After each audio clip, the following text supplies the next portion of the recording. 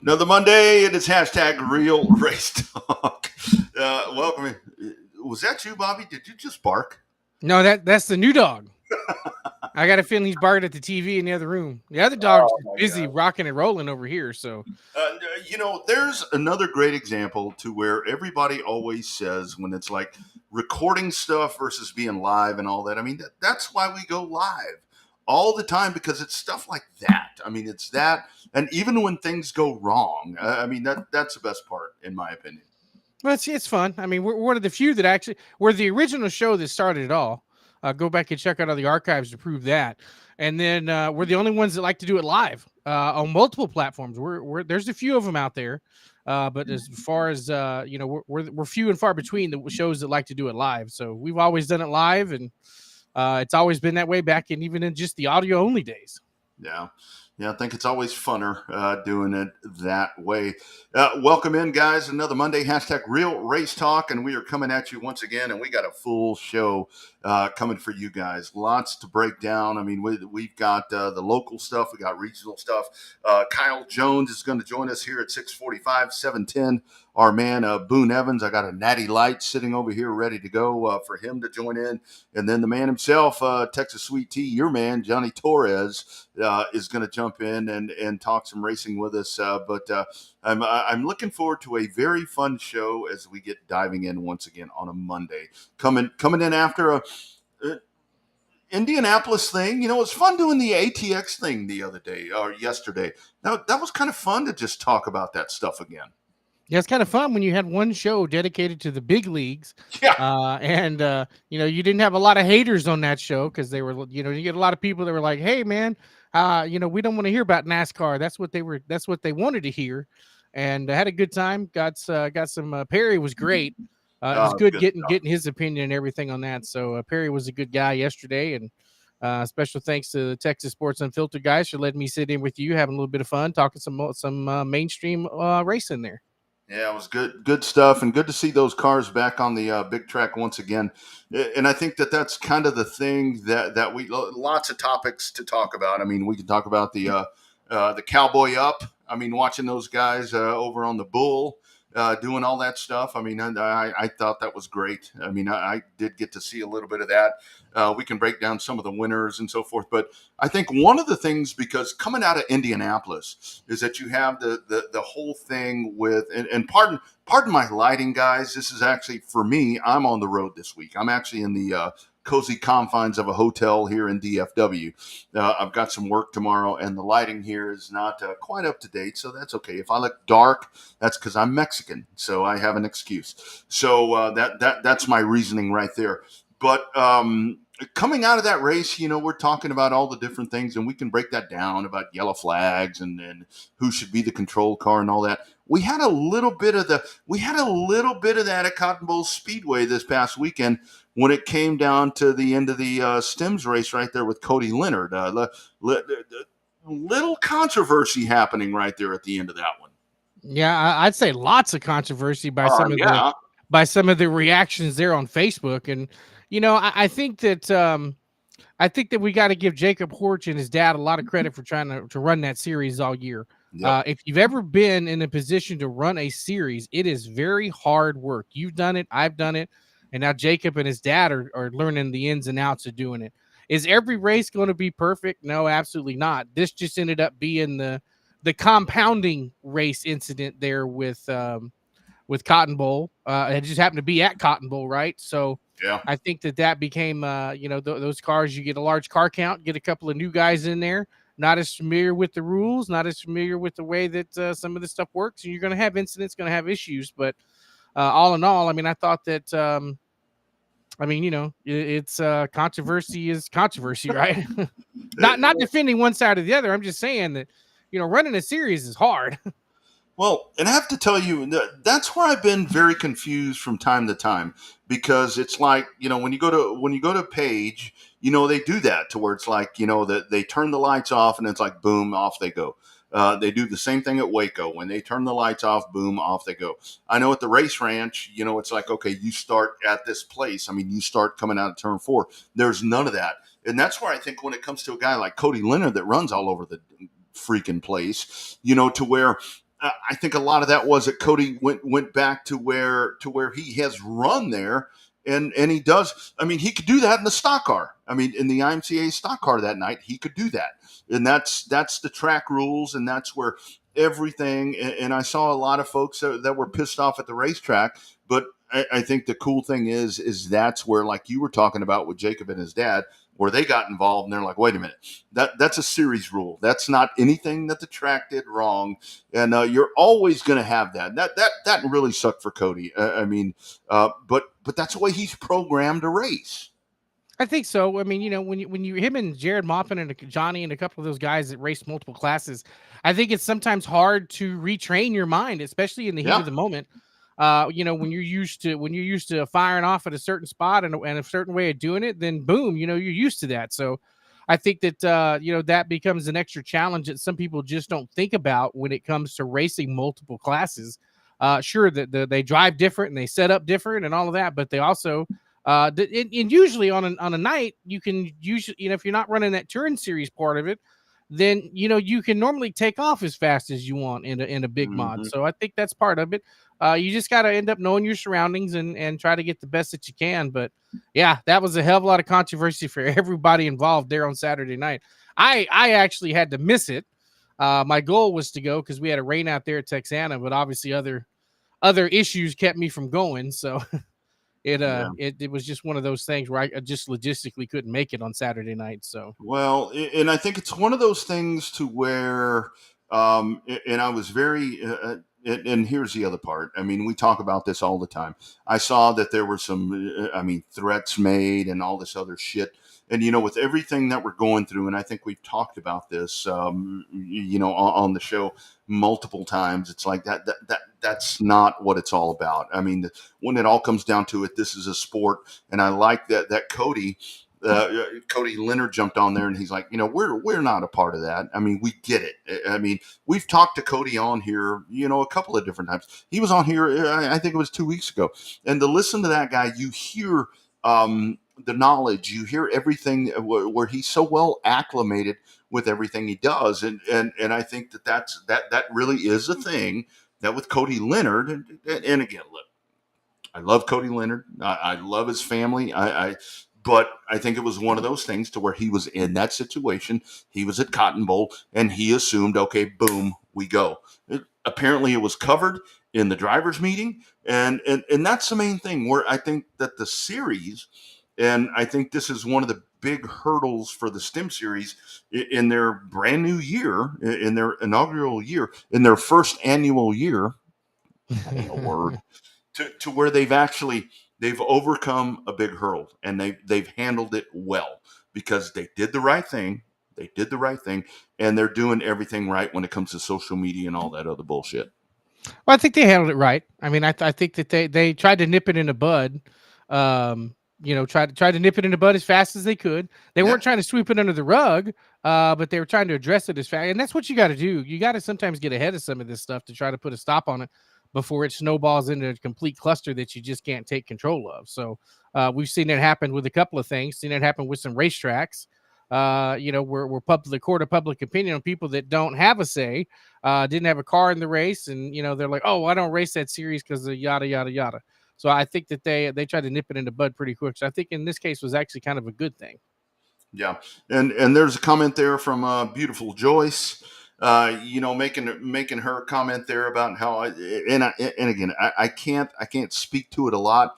I mean, I just watched the end of it. I mean, I just went back and watched what happened at the end right there when I saw the controversy as to what was actually happening with the start and so forth. I mean, with scoring and all of that, there's going to be those things that are going to come up. And what I hope that doesn't happen here, and this is where we go back to where I think that the South Texas IMCA Modified Series has done a really good job, is that they've jumped in here and they've really tried to go in and explain what happened, and just kind of it's a learning curve. I mean, did they maybe miss the boat on something? Maybe. um and that's where it gets hard. That's where you remember the old days. Almost called you wags.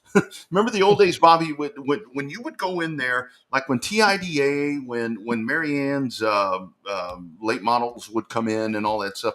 They came in, they had their own officials, they did all their own thing. I mean, it was all their own core group of things that come in. But now when you look at it, I mean, like with DCRST, I mean, they come rolling in and they do different things, and they're relying on track officials. And there really is a lot of different scenarios right there when it comes to series and tracks, because track rules and series rules are a lot different. And it's good. I mean, it's really good to have that difference right there. But this shit's going to happen.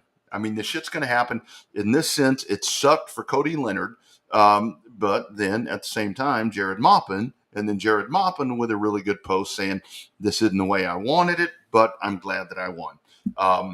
I think all in all, with the people involved, I know the people, I know fans are pissed, but I think with the parties involved, I think they've done a really good job of doing this. Yeah, I think that the drivers handled it very well. Social media presence, but those are two veteran guys that Absolutely. have grown up right, and they carry themselves well on the racetrack. But we've learned over the not just with this past weekend and the past post a couple of days, but they also carry themselves well off the racetrack, and that's half the battle when you're trying to groom yourself to go to that next level, right? Being able to control yourself on the racetrack, off the racetrack with your social media presence, that helps you get that much further to an it factor.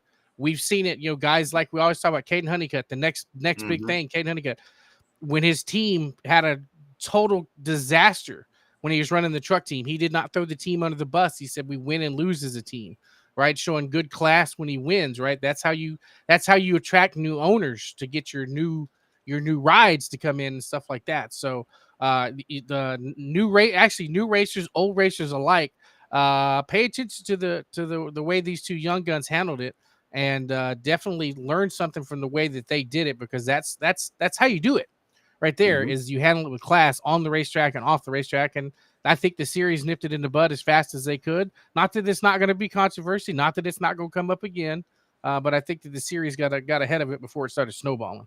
And I think the best part of this is, as we talk about, being the inaugural year there of STEMs, I think this is something to where they've probably learned. And I would suggest, I mean, I haven't been to any of those meetings. I think you may have, I've been to one. yeah, where you go in there and you kind of talk about, here are the track rules, but remember, this is what we do. And this is not anything that I'm saying that they don't already know. I think it's just kind of one of those things with the reminder, because Bobby, I've been guilty as anyone. Like when I first went to Corpus to call races at the race ranch, these guys would be on the back straightaway, and they Sean Klein is flipping the lights and doing all these different things. And I'm like, okay, lights are off, so these guys can take off whenever they're ready to go. And that was just out of habit from what happened in Waco, from what would happen at Cotton Bowl and all these different things. And people would be like, no, that's not the way it works here. So I think that's the one thing right there. You just differentiate, make sure everybody's on the same page. But this is back to where it comes back to Cody, to where it's like this dude's behind the wheel and he's thinking, I'm at CBS, I'm at Cotton Bowl, I'm on the backstretch, lights are off, I'm going to go. So there's a lot that factors into this. Yeah, there's a lot, but I mean, let's not make that be the narrative of the week, right? We Right. need to make sure that we need to find everybody wants to find the negatives. That's of course that's with everything, right? Not just with racing. But we need to focus on the positives, that there was a good car count, that there was a Absolutely. good turnout, and the series is still running fairly strong. I hope this doesn't deter people from racing with the I don't series. think I it would. I know the last couple of races have been a little rough, with getting some cars torn up and different things like that. But you're going to have that as a series. If you run a successful series, more cars are going to come out. The more cars that come out, the more chance they have of wrecking. We Mhm. saw it with the Tom series. We saw it with the Dwarf cars. We saw it with TSRS. We've seen it over and over again with different touring series. Even saw it back in the Neil Upchurch days, back in the late 80s and early 90s. Mhm. We've seen it all. Romco was the same thing. So, when a touring series is doing good, more people want to come race. The more cars you have, the more chances you have an incident. So you just gotta eventually you gotta pony up to it, and then you gotta learn from it. And you gotta move on to the next race, which I think their next race ends up being. I know they run with us at Texana coming up on August the 10th with the Texas Dirt Truck Series. Yeah, it's also. I mean, like I said, not growing pains. I mean, I think it's things that you learn, and I think it's something that they're going to build on, and they're going to continue to get better. And I'm sure that car count will continue to move forward. Kyle Jones coming up here in about a minute or so. But before we do that, we welcome you guys in to the Revved Up Sports Show. We're doing it live as we always do on Monday. This show is always live. We've had friends that ask, it's like, we can't do a show on Monday. It's like, well, why don't you record it on Sunday and do it on Monday? No, man, forget that. I mean, it's live. If things go wrong, I'm on hotel Wi-Fi today. If it goes wrong, actually, I've got my hotspot. But if things go wrong, we deal with it. I mean, that's what this show has always done. A lot of good folks that make this show happen. Our friends at On Demand Shirts, of course, audiovisual consultations. One of my partners back home, they always take care of my studio right there. Generation Race Cars, Justin Long, JL Racing, all that good stuff that those guys do. Computer Age Automotive, the Scimitals over in Cedar Park. Of course, Race on Texas and Racing America. Just some of the friends that really do a lot of cool things for the program. So let's go diving in, and let's bring in our first guest, because we got them stacked, and we talked about all the different folks that we had that were going to be on the program today. And right now we're going to go big race last weekend over at Waco. You had the Wild Bill White Memorial. That's always one of those really cool races that you have over there at Heart of Texas Speedway. And we welcome in the winner. In the sprint cars, it is our man, Mr. Kyle Jones. Kyle, how you doing, my man? Good, good. How are you guys? Doing well, my friend. Doing well. So, Kyle, let's talk about that race right there. That Bill White. When it comes to Waco, I mean, it's a very synonymous name right there. When it comes to the Waco fans, they are just so rabid. Really, the way to put it. Kind of talk about that whole event right there. Going into that with the sprint cars. Yeah, Waco's a really special place to me. When I was racing there when I was, 10 years old in a junior mini stock, and it was really neat and nice to get back there. It was kind of just a spur of the moment deal. Didn't really plan on it. And like you said, the Bill White Memorial. I was lucky enough to actually win it when it was the Bill White Classic, and he Yeah. was there. Back from that, the first year I won it, and it was really cool to get the win again, and to battle Paul for the win is really special too. Being that it is his dad's race, and Paul is such a fixture in just short track Texas racing. And yeah, it was a really good deal. When we first got there, they had actually the water truck broke down in the infield, so I was kind of worried about how we might end up, how the night might end up. But uh, hats off to those guys because they did a heck of a job on keeping the track good for us and good for everybody, and just keeping it entertaining. Couldn't ask for much more. car in Waco. Waco, kind of a bull ring, a little smaller track up there, high bank, small track. But how much fun is it to run a sprint car around those tight confines of the palatial, historic Heart of Texas Speedway? Yeah, it's a blast, man. I've said for years that I wish that Waco could get a national touring open wheel series, whether it's USAC or ASCS. Or, I mean, I'm pretty sure they've had that in the past, but even like the Outlaws or definitely some just national caliber stuff going around there because it's just such a neat place, and you're just carrying so much speed around that small track. I knew that I've ran there plenty of times in a wing 305 and non-wing 410, but I knew as soon as we got some power under us with a wing 410, it would be just incredible around that place. And it was expectations were everything that I thought they'd be. We put down an 11.8 second lap, and it was moving around there. So yeah, like I said, I hope one day we can get a World of Outlaws there or something there that just I know they would put on a heck of a show just around that little quarter mile. It's like I said, one of my favorite tracks in Texas, if not the favorite. So it's a neat place, man. Yeah. Kyle, talk about that part. I saw one of your posts after the races, and you said, man, it was great to get back in a wing 410. We can talk about some of the USAC midget stuff here in just a little bit, but talk about that part, man. Getting into one of those things, man, that is just a rocket ship when you, and it was a good racetrack. Kind of talk about the racetrack. I know the water truck thing was an issue, but I think that Selby and the guys, they really got everything in order right there, and it looked like a really, really damn nice place to be racing. Yeah, they did a great job for the adversity that they went against earlier in the night. Like I said, they could have thrown the towel in and said, here's what you got, boys. Go have at it and have fun with it. And we could have burned up some tires and not even been able to put on any kind of a show. But they called around, got another water truck there, and got like a little water wagon that I saw come through there, like just a portable water doll on a trailer, and they made it happen. And they just a testament to them wanting to put it on a good race and a good event for their fans and their racers. And that's all you could ask for, in a track and a series and a promoter. Selby did a great job, and he continues to do a great job ever since he kind of took the reins of that place. Mm-hmm. Yeah, and so the 410 deal, I really haven't been. I ran about 6 or 7 races a few years ago in a 410 just around Missouri, and then ran some 360 stuff. Went to Knoxville and got to do some stuff like that, and it was just incredible the first time I got to do that. And we went out and went fourth quick with the All Stars, and ended up finishing 11th or 12th with those guys in my third or fourth start in a Wing 410 car. And ever since then I just wanted to get back in one. But truthfully, every time the phone rings, it's usually a midget or some kind of non-wing sprint car or Yeah. anything really. But a 410 wing car, and I'm grateful for that. As long as the phone keeps ringing, I'm cool with that. But if I have a choice, I definitely want to start running some more wing 410 stuff, and just I mean, not only is it a good type of racing, but it's just where the money's at right now. What they're offering these guys with the high limit series, the World of Outlaw series, is just unreal for sprint car racing. So if I could get out there and do some more of that stuff, that's my number one goal right now. Absolutely. So, Kyle, you stole my thunder just a tick because you were talking about racing junior minis there in Waco up at Heart of Texas. Now you're talking about sprint cars and 410s and 305s and all that. Talk about your progression over the years. How does one go from a junior mini stock at Heart of Texas to running a 360 at Knoxville? Talk about your journey to get from there to there.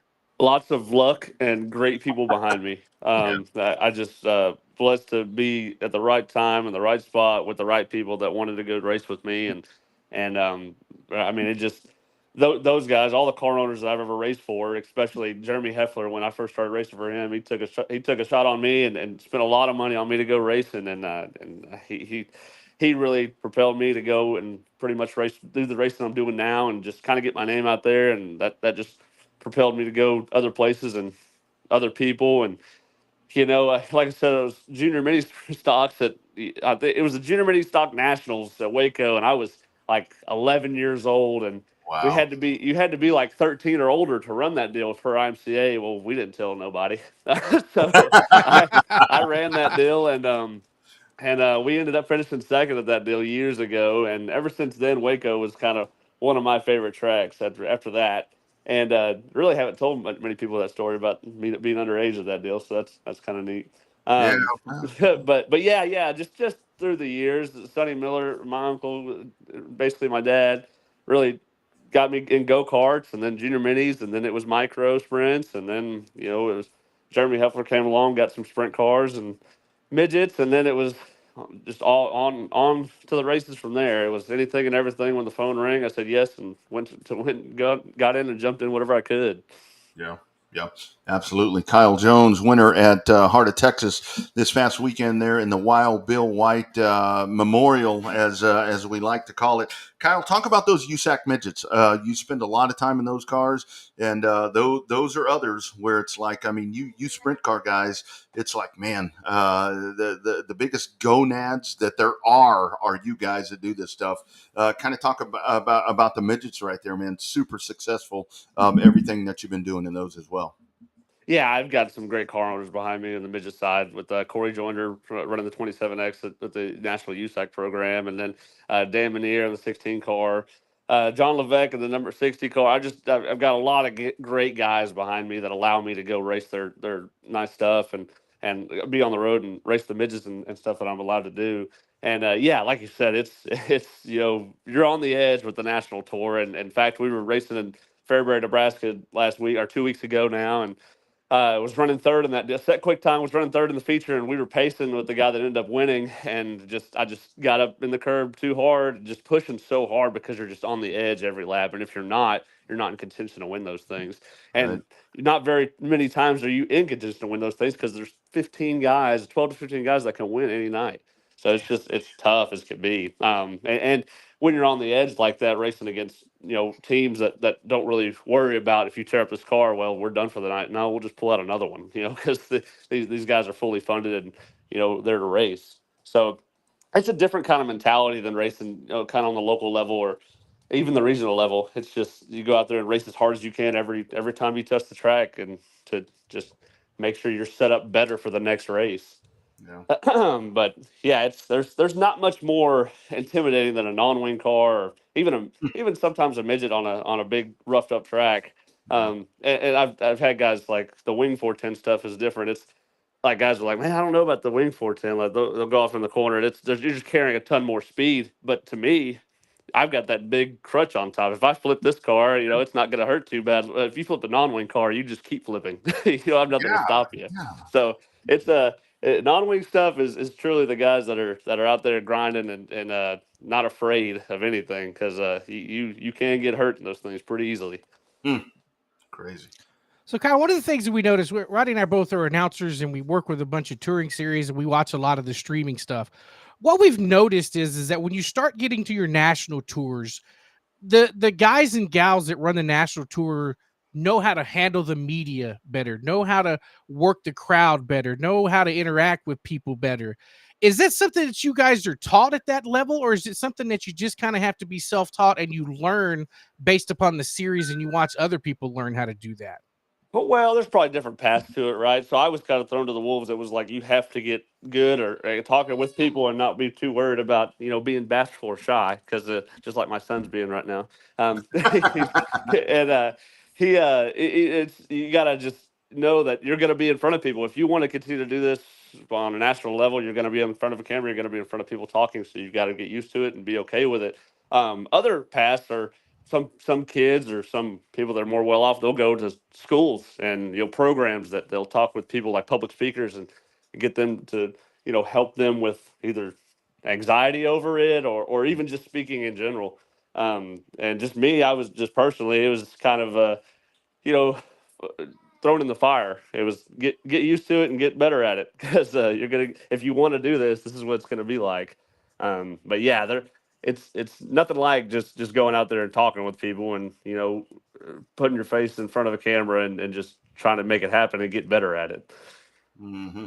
Kyle, talk about, I mean, because a lot of that, I mean, kind of what Bobby's talking about right there, a lot of that is like for you, I mean, wanting to get, different rides and so forth. You've got the midget thing going on, but you're constantly having to sell yourself. I mean, even if you're at the racetrack or whatever, you've got folks that walk up and it could be somebody that wants to hand you millions of dollars. You kind of always have to be on point, even though you're programmed to race. you got to be ready because you never know who's going to walk up and try to give you a ride or try to hire you or try to put you to work.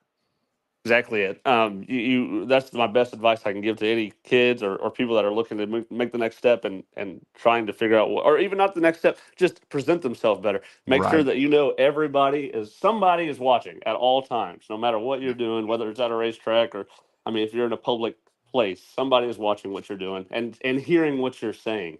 So you have to be conscious of both of those things, because Mm-hmm. there's certain things that car owners or sponsors don't want to hear, or they don't want to see you doing. They don't want to see you make a fool out of yourself if you're going to, get out of the car and throw your hands up or flip somebody off. Yep. That's not, it's Yep. not good marketing.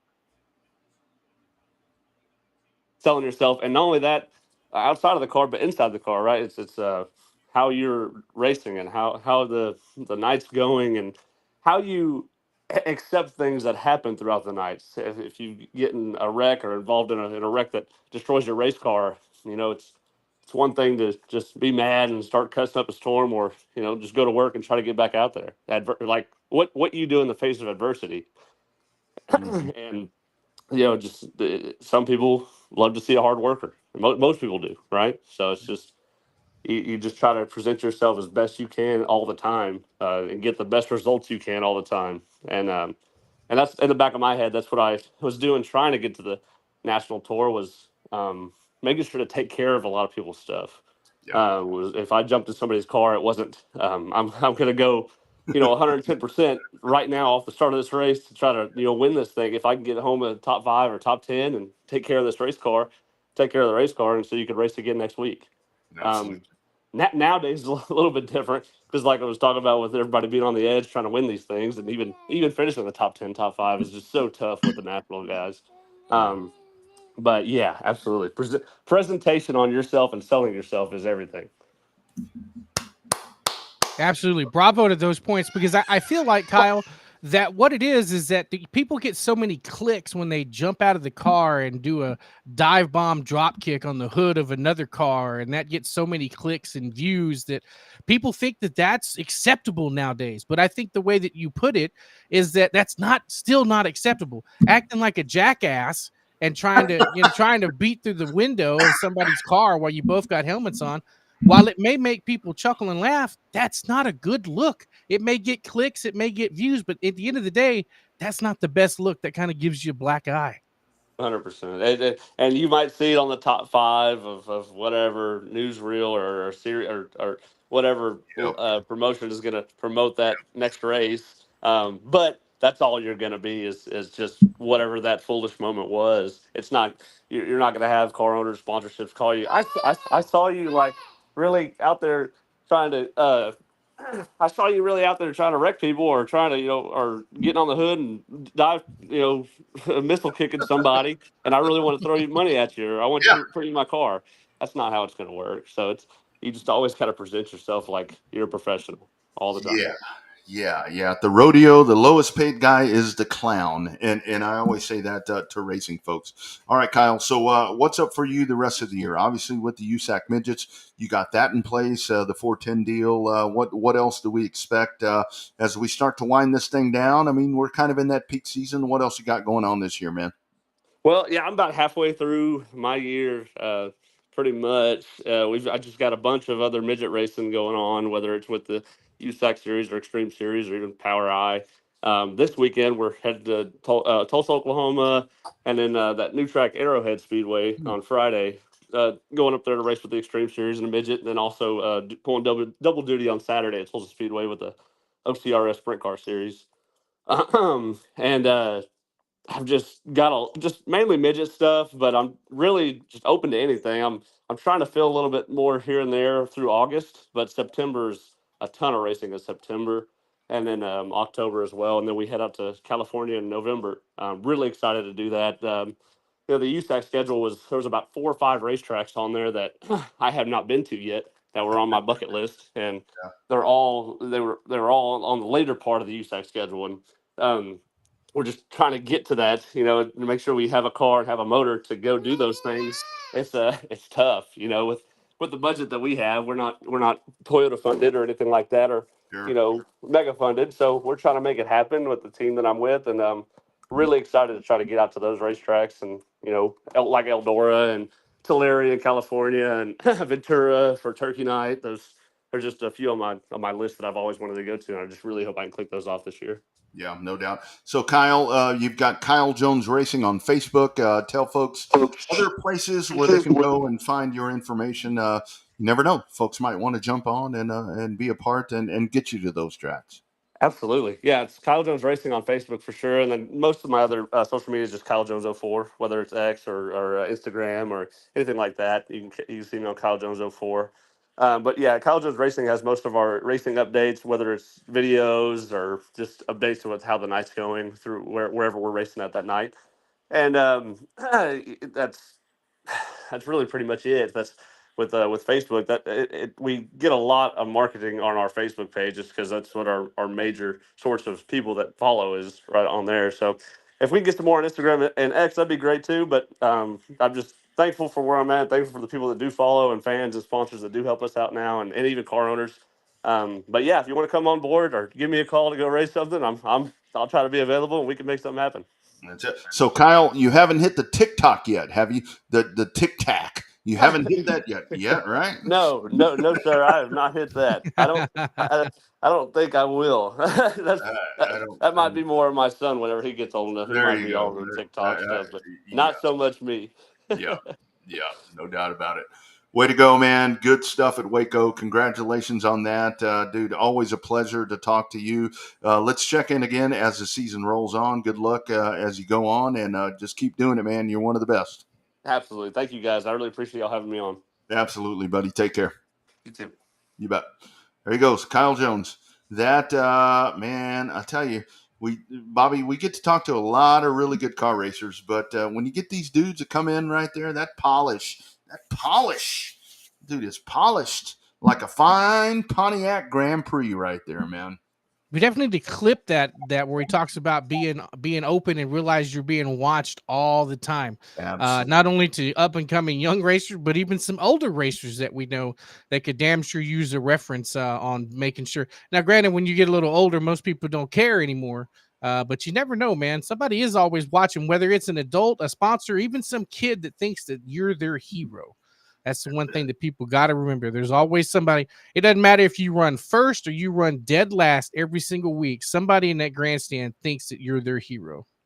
That's the thing, there are always people that they just kind of pick their favorite driver, and it really doesn't matter what you do. And I mean, I love what he talks about right there, because that's the thing. You see so many other different things where people get the clicks. We always used to play the thing about with the guy, that with the Benny Hill thing and the guy jumping up, and I got several different messages where people are like, quit playing that. And they're like, that's not really that funny. It was funny the first time. Don't do it anymore. And so I've kind of taken that out of the rotation. But kind of what he's talking about right there is just, I mean, just go out there and do the best you can, because you never know. You never know when it the kids really is the important thing. And I think, I mean, it's harder nowadays because the sport is so much driven on getting to the next level and doing all these different things. But what Bobby, I always thought it was so cool when a kid would come up and, man, I was sucking. Yeah, maybe I got lapped that night. I wasn't worth a shit. And this kid would come up and he'd say, Mr. Rodney, would you please sign my program or whatever? And it's like, that made your night. I mean, that makes your night. You put your beer down and then you signed the program and you took a picture. That's it. That's what you did. And that was that was the thing my dad always told me. He's like, you see a kid coming over here with something in his hand, you put that beer down or I'll take it from you. And that's where you conduct yourself in a very, good manner. And that's, I think that's super important right there. It's super important. I mean, we've seen a lot of guys, even in the mainstream stuff, like Michael Waltrip and different guys that have been able to, maybe they don't have the best record on the racetrack, but damn it, they kept a job because they did the people stuff really well. And hey, however you can excel in this sport, that's most important. That's right. You got to fit into the cog and the wheel somehow. Make sure you find your space in a positive deal. You don't want to be that thorn in the tire that blows the tire out. You want to be part of the wheel that makes this thing go round. That's what I'm talking about. Don't be over there on the social medias, raising hell with everybody else and racetracks and all these different things for that. Coming up, we got Boone Evans. But before we do that, how about a word from I've got mine on. I know Bobby has his on as well. It's On Demand Shirts, man. They take care of us and they take care of a lot of racers up in here. How about a quick word from our friends at On Demand Shirts?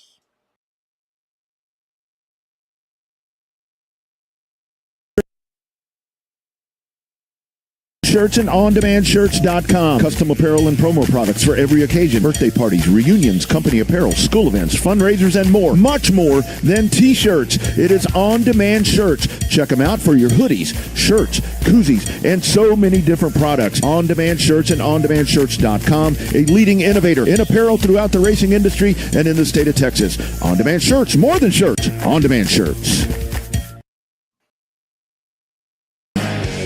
Welcome to the My Race Pass app, the #1 app for motorsports fans.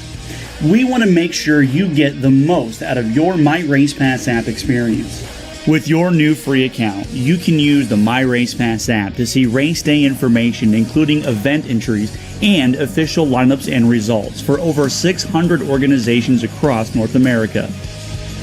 You can also see track information and purchase online event tickets for select tracks. With your free account, you can also search for a track or series on the My Race Pass app and favorite their profile to receive news and race day notifications on your mobile device. To see more information and to see which app subscription is best for you, be sure to visit getmrpapp.com. My Race Pass, the ultimate racing resource. Absolutely, download that thing. It will keep you in the know when you're at the racetrack. It really is. I mean, that thing is super cool. And see, here's what I'm talking about right here. My lady, beautiful Joyce. Rodney was my favorite driver. Joyce, I'm still your favorite driver. I haven't quit.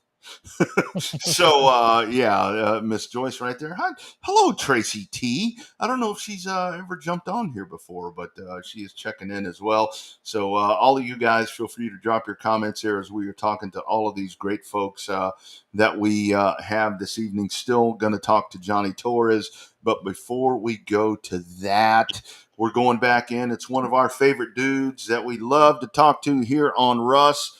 And since I'm on the road in Fort Worth, but Boone, you'll be glad to know I picked one up, my man. Yeah. Heck yeah, buddy.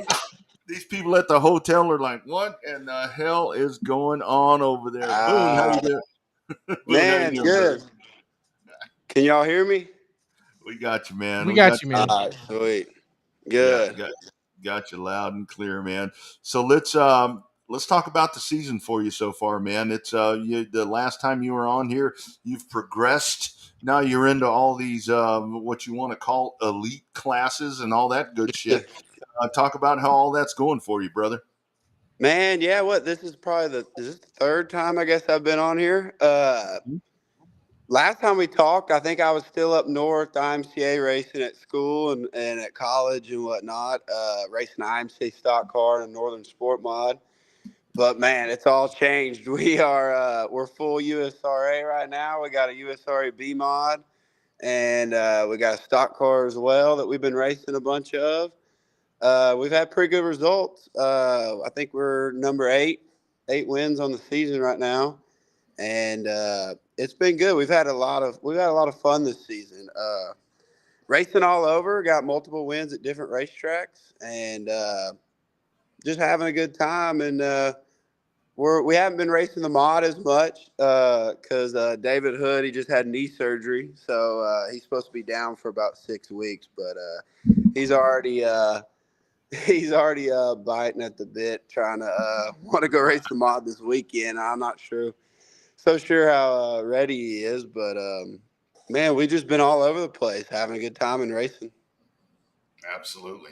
So Boone, how important is that? Obviously, winning's great and all of that, but at the end of the day, having a damn good time at the racetrack still helps out and makes it worth it, right? I mean, the wins get bigger and the trophies collect dust and the money spends fast, but the stories that you make on the road and the friends that you make, that really does still matter in today's racing world, right? Oh yeah, for sure for us, man. We everywhere we go, we got friends, man. That big race we were just at Rocket, we had oh crap, we had like 7 or 8 spots filled up, man. It was us, the Muirheads, Puppy, Dean Abbey, dude. We had a big old time, especially after Friday night. I think man, if you want to have a good time, you got to drink beer with the Muirhead boys. I think it was only like 4:30 by the time we called it a night over there at Rocket. But man, that's why we do it. You know, we yeah, the wins are good and racing's fun, but it's more like family. You know, and we don't know nothing else. We just know the racetrack every weekend, so that's what we do, and that's what all our friends do, and it's a good time. That's the whole thing, man. When you hang around people that do the same shit that you do, it's like, okay, that just makes the most sense. Man, I wanted to ask you because I saw that post. We get so many people that dive on the Facebook and all the different places and want to bitch and moan and piss and whatever. But you and again, we try to be people that are like, God damn, say something positive if at all possible. I Right. loved your post last week, man, where you came in there. The stuff didn't go your way, but man, you got on there and you defended the racetrack, man. And that's, man, I applaud you for doing that. Kind of talk about that part, dude. Oh yeah, me and Dean. I don't know if y'all have seen it. We had a great race over at Hunt County, man, between me and him and the B mods. Um, Man, I passed him. I felt on the 18th lap, and I led the last two. And coming to the checkered, literally coming out of 4, the flagman never threw the yellow, but turned the yellow on due to a car that had spun out in turn 2. And I felt that, they could have just left the green and we could have finished the race. I mean, it was coming to the checkered. But they threw the caution or whatever, and they called it back, and they put Dean back in front of me, and it was just a green-white checkered shootout. And I actually looped it trying to pass him again, but it was just one of them racing deals, It was a good race, and Donnie at Hunt County, he called us. He said he went back and rewatched it, and he made it right. He didn't just pay Dean for first, but he paid us too. So I guess it's really good to see racetracks like that can always go both ways, and promoters can also go screw it and not care, but he cared and he wanted to make it right. So that's why I wanted to stay positive, about it and talk. They did the right thing, and we'll always be supporters of Hunt County for it. That's how you create, big classes and more car count when people enjoy racing at your racetrack, and that's what it is. Yes, sir. All right, Boone, I got to ask you, how was the Cowboy Classic and how was that mechanical bull for you? I thought I saw you get up there on that thing. Tell us about that. That's one of the coolest qualifying formats on the planet, dude.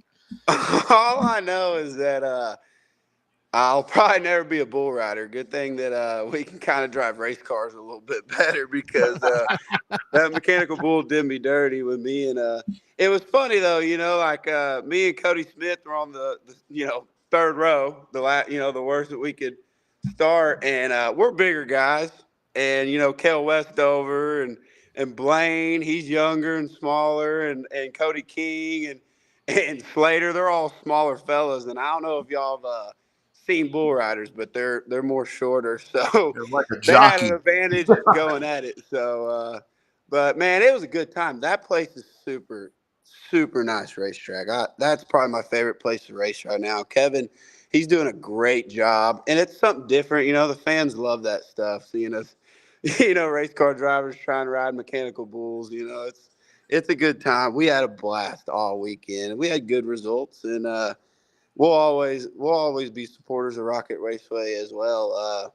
It's a good, wide, smooth, racy racetrack, man.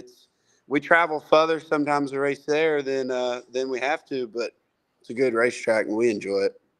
Boone, isn't that the thing, man? When it comes down to, because like you're talking about, hanging out with dudes and drinking beer and doing all the different things. But when you do, I'm seeing a lot of racetracks. Rocket does it. One of the tracks I work at in Corpus, man, we get out there and these people, I'm like singing a fucking song out there, and they're singing along with me at intermission. It's shit like that, and there's a school bus out there, and we do all these different things. That's the things really that I think that make racetracks really cool right now, is that people want to go there. They want to have a good time. And I don't Right. mean the racing. I don't mean the racing is secondary, but sometimes it is. No, yeah, I think you're totally right. It's gotten to where now that these tracks want to put on a show, and I think it's easier now, of course, to promote these things. With technology and Race On and all that. Of course, a lot of people can stay at home and watch it, but you don't get the full effect, of course, that way. But I think these tracks have gotten, since that's happened, I think they got to get more creative of trying to draw fans to come to the racetracks. So I think that's why they've come up, ways like the Cowboy Classic and all these nice racetracks that do cool stuff. I think you gotta get creative, and I think it's working. I think people that maybe stay and watch at home should come out more often and support these tracks and see how much of a good time that everybody actually has. Absolutely. I was thinking about it. Kel's been on the show before, Kel Westover, and I think he used to be a bull rider. I think he used to ride bulls before he started racing cars. See? So I think so. He was the only one that had a glove right in the beginning. So Right. I know. Well, Friday night we were all hanging out and drinking beer, and he was like, "Oh, I got this." Like he was like, I got some tricks up my sleeve, but he wouldn't say, So I believe it. Probably, he's shaped for it. That ain't no lie. So, Boo, talk about the races itself, man. Obviously, you guys put on a hell of a show. Obviously, qualifying was a little different. Like you said, you got to add the flair to it. Top 5 finish for you over there at the Classic. So talk about it and tell us about that race as a whole.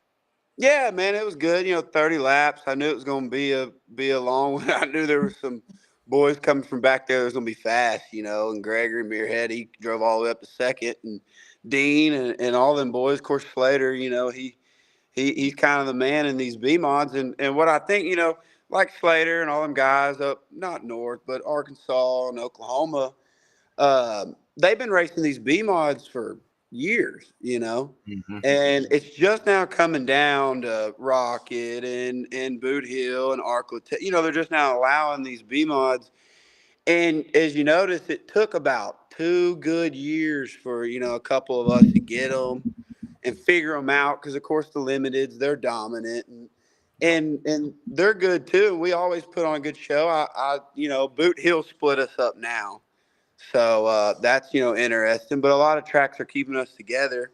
But I think Rollo and them are noticing that we got our cars figured out, and we're getting all better as a whole and putting on good shows. So they thought, to split us up, which I like it.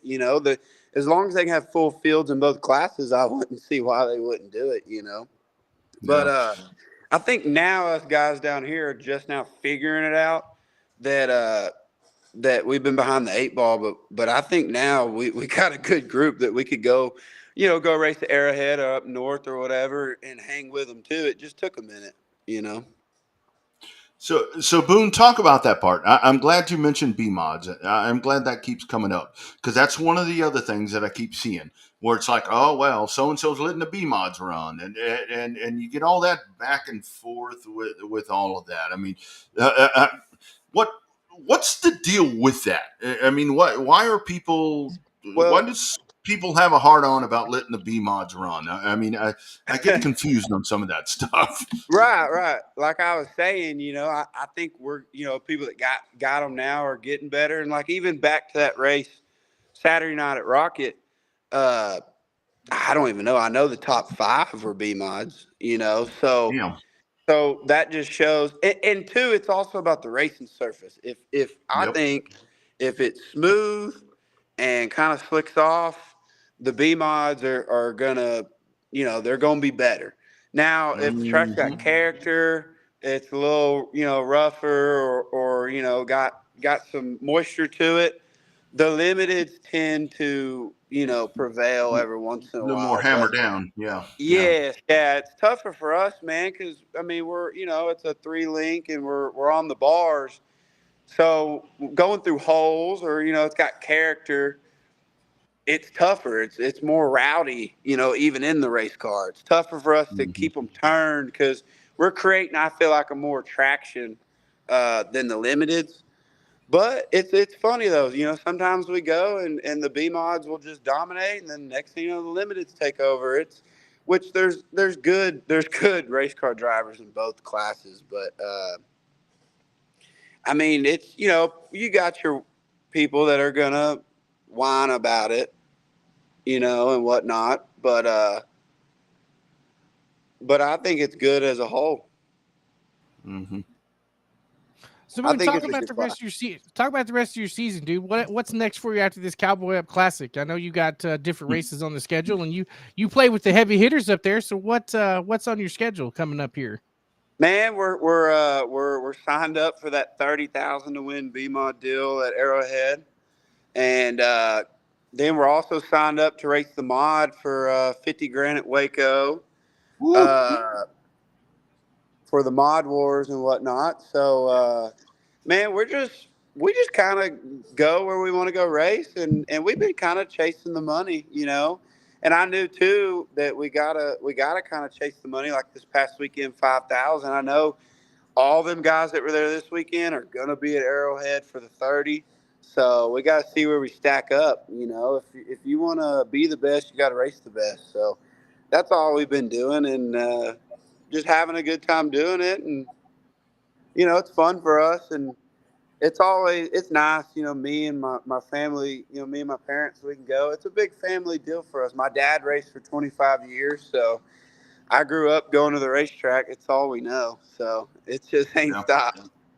Yeah, that's the thing, Boone. When I talk to people, they always talk about, did you ever see this movie and all these different movies and going to concerts and shit. I'm like, man, I never did none of that. I just went to the No, racetrack. That's all I ever did. I just went to the racetrack. exactly. I know. And it's funny because a bunch of my buddies, they'll go from time to time, but they just don't understand it.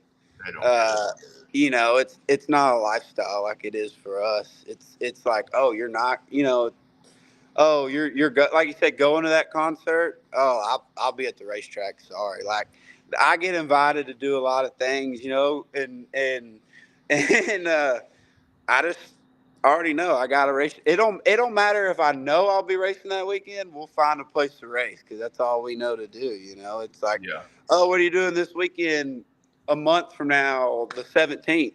Oh, probably at the dirt track. Can't make any promises. We don't Yeah. we don't miss much, and even vacations can get tricky. We when you're on vacation and you're like, oh crap, hot laps are starting.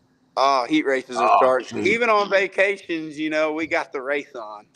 The race is Dude. on, and we're watching it. No matter where we're at. So Boone, it's it just was a horrible lifestyle. for me. I've told this story before on the racetrack. It was like when my dad and I and my family, we were racing all the time. If we happened to miss a race, I'd look down and be like, 5 o'clock hot laps on the asphalt track. Yep. And I'm like, there's no fucking way that they can be racing without me. Right. I I mean, know, right? Yeah. it's like the race has got to be canceled. They can't be racing today. Yeah, it's not allowed. I know, and Yeah. it even feels like if we take one weekend off, it almost feels like we're going to be behind the next weekend. Like everybody Yeah. else got to race and we didn't, because when you're hot, you're hot. So you got to stay with it. You got to race, and the only way to get better is to race, and that's all. Ain't That's no what we doubt do. about it. Ain't Hey, no hey, doubt. Boone. One question before we cut you loose here. How'd you get the Cat Daddy nickname? I know there's got to be a Yeah, I story saw behind that. that. Yeah, I Oh, saw it on buddy. the car, and then somebody commented on it too. I got to know the story behind Cat Daddy. Oh, well, David Hood. Me and him been racing that mod together for about a year or so, and we were going to do a new scheme, and he wanted to do a nickname, and I said, well, I guess you got free reign. So he came up with Cat Daddy. I might not can say everything about the context clues of that, but but he came up with it, and he asked me. He said, will that work? I said, Hood, you could call me anything. I'll drive this race car just as much, and we'll slap cat daddy, and you know, you almost don't want it to stick, but it's kind of sticking. And we just have fun with it, man. We enjoy it. It's funny. It's just an ongoing joke. Everybody loves it, and it's on our T-shirts. So I guess it's part of Boone Evans racing now. So, but it's funny, you know. Yeah, you're stuck with it. I was telling my wife after the first time that you came on the show, I was telling her, I said, this young guy came on and he loves Natty Light. And Yeah. I said, he and I hit it off. And she's like, oh, wait a minute, a young dude and you? And I'm like, hey, cheap beer, man. That's what racing is. I mean, that's what we do around here. You know what I'm saying? We drink cheap beer and buy expensive race car parts. You know, we got to give up somewhere. We got to drink cheap beer. Yeah, we got to pay for them goddamn shocks somewhere. That's what exactly. The funny thing is like now people are like, oh, you drink that? But like, I love it now. It's funny. I came home from, I started drinking it in college up north, and I come home one summer drinking it, and Dad's like, why are you drinking that? And I said, listen, just try one. And, you know, he's like, I don't know. So we were in the gas station one day. I said, look, because all he drank was Michelob. I said, look, we can buy 24 beers for $36 or $7 or $8, or we can buy 30 for like $30 to $33. And he started, you know, the wheels started turning, and then next thing you know, Natty Light wasn't that bad, and that's all we've been drinking, man, for years, my man. Years now. That's what I'm talking about. Boone, you are the man, my friend. One of the best guests we ever get on here. Thank you all. Good luck the rest of the year, brother. This for you, and I've got about 4 more. Heck yeah. that we'll be doing. All right, man. Let's keep in touch. Let us know what you're doing, and we'll do it again before the year's up, my man. Oh, heck yeah, dude. I love it, man. We always have a good time on here. All right, brother. Take care. All right. Thank you. You bet. There he goes.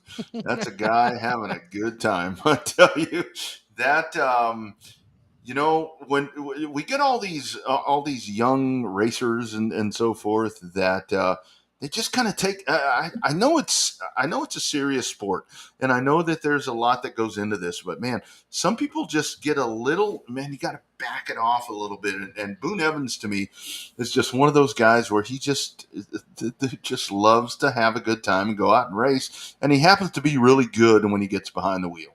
Yeah, no, he's one of the best guys out there, and you know, we kind of talked to our previous guest there. We were talking to Kyle, and he talked about being able to maintain that image. Well, Boone has an image, right? But it's not a negative image. He's got that right mix. He kind of reminds me of one of those guys when you watch Banana Ball. You got the party animals, you know, that do that play against the Savannah Bananas. And he would fit in perfect with one of the party animals, but he's a race car driver. So if he showed up in a tuxedo racing suit, I think it'd be fantastic. I got to tell you, Boone Evans to me, every time we talk to him, just everything, the way he carries himself, that is a Clint Boyer kind of guy, is Boone Evans. I was going to say Tim Richmond. I hope he doesn't end up like that. That big cat thing, man. Whatever. but that's what he reminds me of. That personality. I mean, because you get fans to go to the racetrack, and it's different things that tie people in. I mean, like I was talking about, you know, a lot of times I had people that would get tied into me because they loved our family team, and they liked the things that I would do or whatever. And then you have folks who go to the racetrack and they just like the winners. I mean, they just like the people that win every freaking week. And you know, I think that Boone, and we've talked to him several times on here, it's always the same thing. I mean, no matter how good he gets and he starts winning big races, he's just a dude. He's just a dude. And I love, and I'm not surprised right here. Thank you, Colin. A collegiate baseball player was Boone Evans. And there's no doubt about that. I mean, looking at that guy, he looks like he would be a third baseman, in my opinion, is what I would think. But man, that I love that dude. I mean, he's just a good dude. He can win that big money race in Arrow, and we could have him on that Monday after that, and he'd still be the same dude he was today. He might just be drinking a few more cold natties. That's probably the only difference between him today and him winning a $30,000 to $50,000 race. He'd be all buzzed out just like he is right now. There's no doubt about it with him. So really good stuff right there. That is Boone Evans. If you don't know the guy, meet him. He's a really cool guy. How about another cool dude? Another cool dude that doubled up this weekend at Cotton Bowl Speedway. I mean, this is, I mean, look right here. This guy right here. Shit, who does not love this guy? Bobby, you coined the phrase Texas Sweet Tea. You sent me that thing. It's on that damn T-shirt. This guy on the doubles T-shirts up. now. I need to cut off the T-shirts, Johnny. Man, you should get a piece of the sales, my friend. It is our friend Johnny Torres. Johnny, how we doing, my man? How are you doing? I'm doing great. Great after a couple of wins. Never a bad Monday after a couple of wins, right? Dude, man, that was impressive over there. Talk about that. I was laughing, not laughing. I mean, I felt there it is right there. I was kind of like when you were getting out of the car. It seemed like after the second race, you're kind of gasping for breath a little bit. I mean, that kind of shit happens every now and then. I feel like I stay pretty calm most races, and I do. I actually felt pretty sick coming down Thursday and Friday, and on Saturday, I was like, if it wasn't for that series, I wouldn't have gone racing. I was pretty sick, so I was tired. I mean, like after the first race, which is a sport mod race, I was like, I'm just gonna take a little bit of time to relax, and I'm gonna take my time getting in the second car because we only had one class in between. So I took a little bit of time and got ready, but I still normally the factory stock's easier to drive than the sport mod, but they were both a workout this week because I didn't feel too good. Yeah. So, Johnny, I was there the night a couple of weeks ago on opening night of the Summer Showdown where you and Jeff Shepard had a James Bond finish, 007 finish between you and Jeff Shepard. Now, I know that when you race that close, it's always the coulda, woulda, where did I put the transponder kind of deal. However, the point I'm trying to make, for you to take that loss, because you didn't know if you won or lost, to go up to Jeff and shake his hand, I thought that was a true character moment for you. And I think it's something that a lot of people didn't pay attention to by showing the class. You always win with class, but I thought the effort to shake Jeff's hand was a really cool moment by you when you ended up losing that race by just the hair of a chinny chin chin. He was definitely the better car, the better driver. He got a worse draw, made his way through traffic, and just did a better job of racing than me that night. So he deserved it, and I'll take a loss with respect. You raced me clean, you beat me. That's part of racing. I'll take it any day. I don't want it to happen, but it happened. I moved on. I tried to make my car better. I feel like we got a better racetrack this weekend. Got more of a dry, slick racetrack, and I just worked at the next one. I didn't let that bother me. He's a great racer. We all know he's one of the best. I feel like I'm one of the best also, and he got me that night. So I did what I feel like any, I guess you could sort of say like a champion would do, to take his loss and move on and work harder and try to prevail the next time. Johnny, isn't that one of the things that it's kind of, we've talked about it a couple of times tonight, to where, when you're going to win, you humbly win. You do that. That's part of the thing. You win, you're the best that night. But at the same time, when you lose, because only one guy or girl can win each night, that's that other part right there. No matter how pissed off you are, sometimes you just kind of got to dial it back and be like, it wasn't my night. And I think some people just don't understand that part about this sport, to me. That's definitely something you win with respect, you lose with respect. Just like this weekend, Jeff Shepard told me, good job. He said he did great, and he didn't run too good. He doesn't run as good as he normally does. But guess what? Next week or in 2 weeks, he's going to be fast as shit again. He's going to work. He's going to get better. That's what we do. We do lose races. We work harder, and that's what makes racing fun. Is I know getting beat sounds dumb, like it makes it fun, but you get beat, you try harder, and you see if it works the next time, and I guarantee you he's going to be up there continuing for the win the next time. Yep. So, Johnny, we talked to other people about running multiple classes, and you used to do it quite often. The mental aspect, obviously, being under the weather doesn't help any. But talk about how you still got to mentally change between running the sport mod and running the factory stock. I mean, it's got to be they got to drive differently, got to feel differently. But I mean, obviously, you had something figured out on Saturday. Well, if I couldn't figure out how to drive those two cars by now, then I'd be in trouble. So I've been doing it a long time. But I I don't like racing two classes. As I said in my interview, I'm too old, too fat. I don't like doing it. And I got one crew guy there at the racetrack. I got Russell Vickery, and he does a ton. I hardly work on the car at all because it goes quicker than you think. So I'm not a fan of two classes. The driving is, they're pretty simple. The factory stock, keep it straight. You go as fast as you can, keeping it straight with slicks. The sport mod, you drive a lot harder. It was slick though, so you kind of got to keep that straight. Also, it's not too mental. It's more of the mental thing to me is making sure the car is ready to go, making sure Yeah. the setup's right. And we're very, people might think I got this big old crew and got all these people, but it's just last Saturday it was me, him, and Brandy, and Brandy was holding down the cooler and Russell was getting the car ready. So. Russell did a great job. I mean, he didn't even get to watch the sport mod race because we were still getting the factory stock ready, or he was still getting the factory stock ready. So I really don't like racing two cars. Actually, my plan was whatever car ran better in the first night of the series, I was going to bring that the next race. Well, then we ran first and second, and we barely got beat. I'm like, well, we got to try to win the sport mod race. So brought the sport mod back also.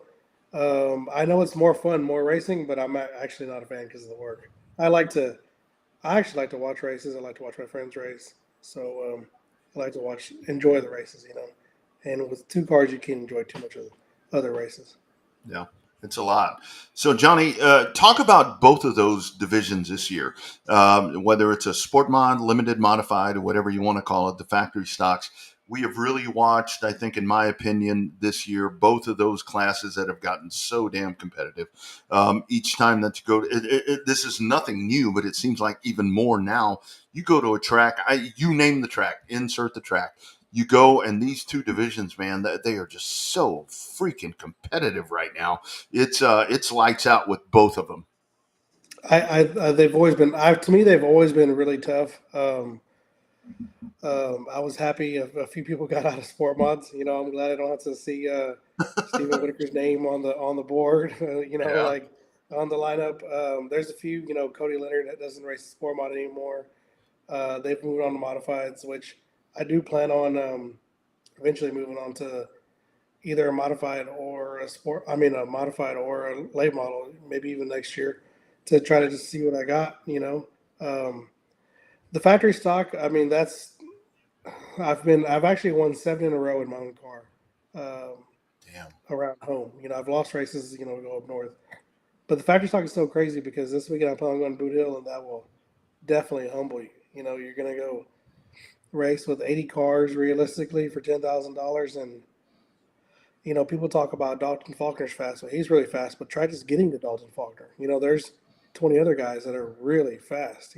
Dalton's the cream of the crop right now, but there's several others that can definitely compete to win at their local track. And you can't lay down on them because you'll be running 15th. I mean, I've ran Boot Hill the big show, I think 4 times now, and I was no better than the 5th place car. So it's tough. Like they talk about, you're not going to beat Faulkner. Like, well, there's a lot of other cars to beat there. That's right. That's right. So I got to know, Johnny, how did the T-shirts come up? I mean, I know that we joke a lot, both on this show and in the pits. I know when the South Texas Sweet Tea first started, you hated it, right? But now hell, you put it on your shirts, man. Like, tell me how that ended up. Did Russell do that for you, or how did you end up with South Texas Sweet Tea on the back of your T-shirts? It's kind of a funny deal. I actually asked for it because a lot of people call me by it now, and a lot of people, jokingly say it, and I'm like, well, it'll be something a little bit funny. I like to be different. I don't want to always be serious, we do this for fun, right? So like, let's put something fun on there. So I thought it'd be a cool deal. That's a good thing. When I saw that, I'm like, hey, how about that? How about that? It was just random, right? We still got to give everybody a little bit of nickname because technically it wasn't supposed to be tea, like sweet tea, like you drink. It's supposed to be just a regular tea for Torres. But I know you like twisted tea too, so you made it work. That you took it That's in and made pretty it your fitting. own. It's pretty fitting. And then so all the designs of those shirts, Russell and Anthony Gordon, and so I'm there. Russell was my first sponsor I ever had when I was 14 years old. So he kind of asked me, "What do you want? What do you want to do? What do you want to put on them?" And I was like, "Let's do this. Let's do that. Let's do something a little bit different. Let's put Salt Sweet Tea on there. Like just kind of just do something funny." And I think the fans will like it. It's just I don't think anybody takes me too serious, so it'll be all right. Yeah, no doubt. Johnny, talk about, I got to talk to you in Victory Lane. I think it was Memorial Day weekend there at the race ranch. Kind of one of those races that you came up to run. You hadn't planned to race that race. You showed up. You got into Victory Lane. It was a special day for you. Kind of talk about those days right there. I mean, when my dad was racing, your dad was the tech guy. And I think they raced each other, at various points. When you get out there and those events happen like that, when you get to honor the person that made you, that put you in this sport, that put this freaking thing in you that you can't get rid of, how cool are those nights? Oh, so we haven't talked in a while. So actually, we haven't talked since then. That night, yeah. My dad's birthday was on May 29th, and all he ever wanted to do for his birthday was, let's just go racing. Let's go racing. Waco used to always have a Sunday race. He's like, we can go Friday, we can go to Clean on Saturday, we can go race Waco on Sunday. Yeah. And because I would ask him, what do you want to do for your birthday? Like, I want to race. I don't care where it is. I just want to go racing. So, we always racing this weekend. We won a lot of big. I won my first big show on Memorial Day weekend at Waco. I think they had 75 cars, and I won there. And so after he passed away, I kind of didn't think about it for about a year or two. So I'm like, I just didn't really think about it. And then since then, I think we've won 8 years in a row somewhere on Memorial Day weekend. Like now, every Memorial Day weekend, I make it a point to where I'm going to go race somewhere. I'm going to go race. And then this year, I'm just like, I've done it enough. It's been about 8 years. Like I want to enjoy the weekend. I want to maybe go to the lake. I just want to do different things, like I just want to have a relaxing weekend. I'm working a little bit more now than I ever have in my life. So I'm like, well, let's just relax. I think my dad would be proud of me. I went on for 8 years. And then so we kind of got just a wild hair. I actually went racing by myself that day. Like everybody was working, everybody was busy. I'm like, I can't let this down yet. Like I got to give it a try. And then everything fell into place. And we went to Corpus, went to the race ranch, and maybe a little bit of luck started up front, but it seems like he's always watching over me on that day. You don't win 8 in a row without a little bit of luck, on that certain. I think 2 years ago we won 2 or 3 nights in Edna on Memorial Day weekend, and had a little bit of luck and was able to take home the win. But that's always extremely sentimental. That's my favorite racing weekend of the year, the Memorial Day weekend. It's just I think about it every day, but really that weekend I think about it the whole race. Love that. I love what Milton just put. That makes me chuckle. Can you see that, Johnny? That's pretty neat. I can see it. That's how good this show's gotten. I don't know that shit now. I think he might be fibbing on that one. I can say my last name whichever way they want. It doesn't matter to me. So I did want to change up this podcast a little bit. So y'all have had me on. This is either my 3rd or 4th time, right? Yeah. I want to ask y'all a couple of questions. Oh shit! Oh boy, here we go. So I'm not wrote it either. I'll forget. So, what class do y'all think is the premier local class? And I consider the crate late models, the stems, a local class. Even though they're touring, they're still touring the regular local tracks. Mm-hmm. So this is two questions to the same answer. What class y'all think is the most premier, the most competitive, and also the most competitive class doesn't necessarily mean they got the most cars, because I've ran with 25 cars, even 30 cars, and there was 2 or 3 fast guys. What do y'all think is the most premier class around? what do y'all think is the most competitive class, right? Like a package as far as being car count and competitive, and then just go from there. Like I think that could kind of start up some conversation as far as what's the class, because I really don't know. I ran factory stocks. I thought factory stocks was the premier class, but there's a lot of hot shoes that are running stems, and a lot of hot shoes running late models, and I'm looking into get it being racing the premier class. So I want to know what y'all think. Yeah. Bobby, you want to go or you want me to go? I'll go first. I think right now it's the stems because they're making that resurgent with the Touring series. Because the big mods were always the draw, right? Like it's hard. It's kind of like so many stock classes at a racetrack. You got factory stocks, hobby stocks, pure stocks, all that stuff. It's hard to explain so many classes with stock frames and stock Monte Carlo bodies. Same thing when you get to the modified open wheel classes. You got an E mod that looks like a limited mod. And then you got the big mods. The big mods stood out enough to where they looked a little different. And then when they got on the racetrack with that raw power, even the ones with the crate motors, they were able to put on a show, and they sounded like a race car, and they looked like a race car when they're coming off the corners with the left front. I think that it was dropping off there for a while. That's why they started the traveling touring series, because they wanted to bring all the cars together. I think it's worked to where they're now somewhat of a premier class, because I think you can judge premier based upon what the fans. I think premier is more judged by fans than us racers, because we just, Rodney and I just want to see good racing. We just want to call good racing. We don't care what class it is.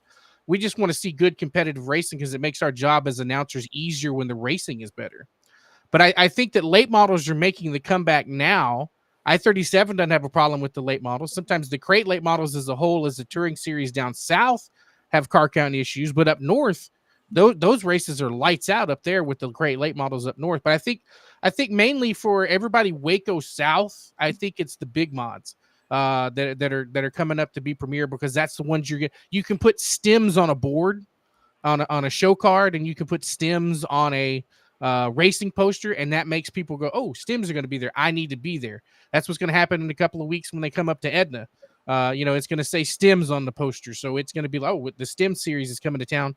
That's where we need to be. So that's my opinion, is that the big mods and stems are the premier class right now, and then late models are starting to creep up there. I think if they got the touring series a little bit better, a little bit more car count, like they kind of do at I-37, I think that would make it just neck and neck, and pick your poison on which one you want to do. Yeah, I kind of look at this different, and we were talking about it, I think it was last week, to where it's one thing like what Bobby's talking about with late models. I mean, late models come in, sprint cars come in, modifieds come in. That's one thing. To me, and I look at this, I think, Johnny, like your dad did, and like Joe Horn did, and those guys did, to where, to me, a premier class is the one that you can count on every week. That's going to be your weekly or bi-weekly, whatever the hell your thing is. If you're an IMCA class, for a long time, I thought that it was going to be the stock cars. Factory stocks have kind of come in and done whatever they did. But I really think that now the sport mod and the limited modified, to me, when I go to a weekly track, the one thing that I can count on, to me, that's going to be like the old Winston Racing Series stuff. You remember that when you had like Jason Oates and Rick Rapp and Irvin and those guys, when they ran the NASCAR late models? To me, the equivalent. Can't leave out Brandon Bindley though. Brandon, yeah, and Brandon and Mike Balzer. I mean, all these guys. To me, the equivalent now of a premier class, and a premier class to me is the one that you count on all the time. To me, that's a limited modified or a sport mod or whatever the hell you want to call it, because you're always going to count on guys like yourself that are going to show up, and Waco, they're going to pull 12 to 18 of those cars. You go to Cotton Bowl, they're going to have however many. On a good night at the race ranch, you're going to get 12 to 14 of those things. And to me, that's kind of the staple to me. So I see Premier different, because I look at Premier as the one that's going to be the regular fans, the folks like I'm talking about, like NASCAR late model. I mean, that's the way I see it.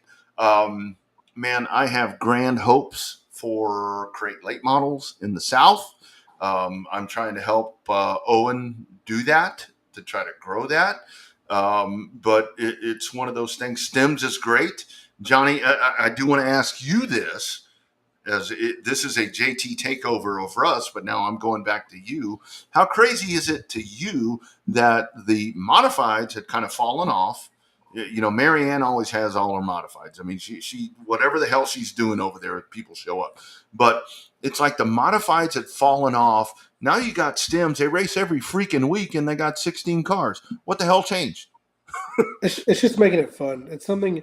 Yeah. You know, they don't want to race I-37. They don't want to race Corpus every week. They don't want to race Cotton Bowl every week. And all those places are great, but it gets boring. You know, they want a little bit more excitement. They want to go other places, and I feel like I go other places to keep it exciting. I mean, I-37 is my home track, but I've missed, 3 or 4 nights this year because I want to keep racing exciting. So I was kind of leading on to that with my answer was because I want to race a premier class because I feel like I've done good in factory stocks. I've really ran limiteds for the last 15 years or so. But I want to race the premier class because it's maybe, people think, and I'm not speaking for people, but I think, I'm good in the lower classes, but I want to give my shot. I mean, I want to try to excel in the top class. So I'm going to run whatever I think is top class soon because something I've never told very many people, but I'm 36 years old, turning 37 next month, and I'm only racing sub 40, as I always say. I'm racing sub 40 because I want to, after that, you do other things, So before I quit racing, I want to try to win in the highest class there is, and I really want to get y'all's opinion on what y'all thought that was. So it sounds kind of like it's the Stems right now. I think, well, you say the limiteds, you say the Stems. I mean, the limiteds, I feel like I've proved myself a little bit in that. So maybe Stems would be the next step. I really don't know what the next step is. Yeah. But kind of the other part of my question to you, I mean, is it really, I don't see limiteds as a lower class or anything like that. I mean, honestly, in my opinion, I see the only, with dirt track racing these days, no offense to anybody, the lower class that I see is like the sport compacts or whatever you want to call them, because everything is so damn competitive. I mean, you, Johnny, I think could get a factory stock and go travel around or get an IMCA stock car, because I think that's the one. If you got yourself an IMCA stock car, you could like leave Texas and go race everywhere else around here and just, I mean, to me, that's a very high level class. So that's where it's nice with dirt track racing, because like when it comes to pavement, you got, ASA stars or you name whatever, the Cars Tour, whatever. It's very few and far between. Dirt track, Johnny, you got so many freaking options. Shit. Well, South Texas is that's kind of the crazy part. with anybody too, because you got Cameron Starry, just last week or 2 weeks ago. He's only raced probably 10 races in stock car, and he goes and beats people that have been running for 10, 20 years in a stock car, and he comes from South Texas. I feel like he's a great driver. I feel like South Texas is a little bit underrated. I would like to race something that I could travel a little bit further with. And I might suck. You never know, but I feel like I got to give it a try. Maybe it's modified and leaning more towards that. And I do get a hard time from my friends about, well, why are you running a factory stock? Like, you can come race with us, race a modified, or race a late model. I'm like, just because you bought a late model or a modified doesn't make you a better driver. Like, there's drivers in the lower classes, factory stock and limited, that can definitely outdrive the modified and late model guys, in my opinion. And I think people like Cameron Starr have proved that. Absolutely. Yeah, I mean, I think that it just comes down to what you want to do, dude. I mean, I think that you've proven yourself over the last 20 years to be a competitive race-winning driver and a championship caliber driver in every class that you've raced in. We've talked to you before when the show was a couple of years old, and you're like, I want to try something else. I'm winning too many races in a limited, and you're like, I want to go to factory stock. Then you went to factory stock. You started winning races all over the place, racing with that thing. And so I think it just comes down to what you want to do, dude. I think that the future's bright. You may say only 3 more years, but I got a feeling that racing bug's still gonna kick in. It never gets away from us. Look at Rodney. Rodney's been trying to retire and move away from driving for years, but hell, once a year he breaks out that driving suit. So I just think that you got to put. I mean, you've run some big mods here recently. You run a couple of late models here recently. So I think you just got to figure out which program's the best fit for Johnny Torres, right? Which one's going to be the best to put you at your absolute best, and your best can be whether or not you just want to challenge yourself and try something different, or if you want to challenge yourself and try to win. Both those divisions are hard as hell to win in, just like it is a limited modified, and just like it is to win a factory stock. So I think it's up to South Texas Sweet Tea to figure out where he's going to be the best to go in and kick ass. Well, either whatever I do, I'm going to try to win. I mean, I feel like I'm going to have a chance to win, but it's going to be tough, So I wanted y'all's opinion when you asked me to be on the show. I thought, I'm going to ask that question because, and even in the comments, hey, I mean, other people, what you think is the toughest class? What you think? What class you'd like to see me race in? Because it's going to be something different here pretty soon, and maybe stems. Maybe I like late model, crate lates, but I also like racing every weekend or close to every weekend. So we'll see where we can go from here. But I think a new challenge always keeps things fun. Yeah. Well, I like the late model thing, like I was talking about. And that would be great. I'd love to see you in one of those cars, but I think that I speak for a lot of people in the racing community, not just in South Texas. I think everywhere, Johnny, you ain't got a goddamn thing to prove. Every time you get behind the wheel, it was never more evident than this weekend.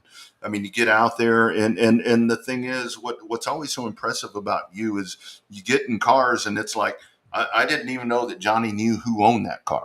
And you get out there and you race these things and you get these things put together and you're doing it the hard way. Yeah, it's like you don't have. I'll say it. You don't have Rick Polero and all these guys that are going to help you with that. And I'm not taking a slide at Jared. Because Jared, he's extremely fortunate. Yeah. I mean, you fall into those really good situations, not fall into, but you get into those good situations. You don't have that, Johnny. You have nothing to prove. I think whatever you choose to do next, man, I'd love to see your short ass in one of them late models. Now that would be cool. Going around the corner, I don't even think we'd be able to see top of your helmet. They're actually big boy friendly too. So I got into Ray Doyle's late model last year. And I wasn't sure if I could drive it because I'm like, man, I don't know if I could fit in that thing. All those guys are small. And I got it, and I was like, I got more room in this car than anything I've ever driven. Yeah. But they're pretty neat. There you go, Johnny. Chris Anderson says, in a sport compact, jump into one of those and finish this thing off. The next 3 years, 4 years. Never know. Yeah. Hey, you never know. Guys do that. Guys do that. So never know. There is no question about that. Great weekend, my friend. Congratulations. Thanks for turning the tables, dude. Yeah, we might have to have the Johnny Torres podcast. Me, I got to be a little bit different. I can't always just keep it straight, keep it boring. Got to keep it exciting because I think everybody forgets we do this for fun, right? So, that's right. That's right. All of it, it's all fun. I enjoyed listening to y'all. I listen to y'all every weekend, as y'all know. I listen to. I do a lot of driving, so I do a lot of listening. This is what I love. I love racing. I love everything about it. So hopefully the crybabies kind of calm down a little bit and let us keep racing. Oh my God. So we can enjoy this. That's the promoter coming out in Johnny Torres right there. Don't go back down that road. Don't do that. Keep racing. That's not what you got this weekend? You racing this weekend or no? I'm going to Boone Hill this weekend, so they got 10,000 to win. King of the Hill. Been getting the car ready for, that's gonna be a humbling experience, but I'm not afraid to try. So we're gonna go. We're gonna give it a try. This new Outlaw car that I have, like I said, I think I've raced it 9 times and I won 7 now. So and those are 7 in a row. So I got to go to Boone Hill and get humbled. Yeah. Well, I go. I'm gonna find some speed. Yeah. Chris Smith, Alan Torres says he's the better looking brother. Well, I think you both look good. I think you both look good. He's the better driver and the better looking one. So I'll take the driving. That pays better. No doubt. No doubt. Johnny, you're the man, brother. Thank you for jumping on again, man. Open invitation anytime, man. Anytime. Good luck this weekend. Go give it hell, brother. Thank you. All right, man. Take care. We'll see y'all. You bet. How about that? Johnny Torres turning the tables on the Revved Up Sports Show. Look at that. I love He does it. that in the pits too. When you talk to him in the pits, he starts asking questions. Well, what about this? What about this? Well, I don't know. Come on and ask us. So Yeah. He, I was supposed to go talk to him Memorial Day weekend. He's like, "Get yourself over here. We got to do some talking." And I got held up in the Turn 5 bar and never got to get over there. But man, I'll tell you one thing, and that's the whole thing with him. Like I'm saying right there, that dude has nothing to prove. That guy, whatever he gets into, he's just a great racer. I mean, tonight has been all great racers. I mean, with Kyle Jones and Boone and JT. I mean, these guys. And the thing about it is, this is where that's what makes this show so cool, in the fact that kind of the diversity of the drivers that we had tonight. Boone, young guy. We're talking about, kind of his, the infatuation that people will have with him. Kyle Jones, that's a dude where he's, kind of elevating himself to a different level. Johnny right there has been so good right here. And I don't think that I'll ever see Johnny Torres not race, but he kind of mentions right there, what do I need to do to solidify myself? It's been a lot of fun with these guys tonight. I mean, it's been a damn good show over here in DFW. As it begins to rain over here. Good night. Well, I think that it's one thing. You and I both know that when you walk through the pits, it's always been, whatever age we were at watching at a racetrack, it's always been a good thing when you pull through the pits and people know who you are. Yep. Whether that be Freddie Fryer, whether that be Slick Yeomans, Rick Rapp, David Umscheid, Dalton Faulkner, anybody, right? Johnny Torres.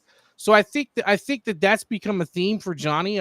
Johnny's always been harder on himself than anybody else. He's his own worst critic. But he's a winner. He's a proven winner and a proven hot commodity.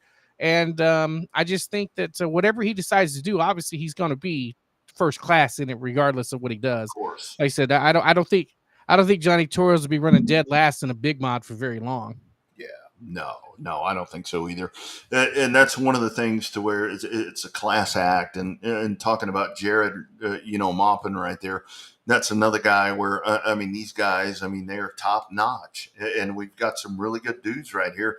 Johnny Torres is still a young enough dude to where he can get to a point and go do stuff. It's harder for him because, like he talks about Russell, I've known Russell used to help us on our race car, back in the day.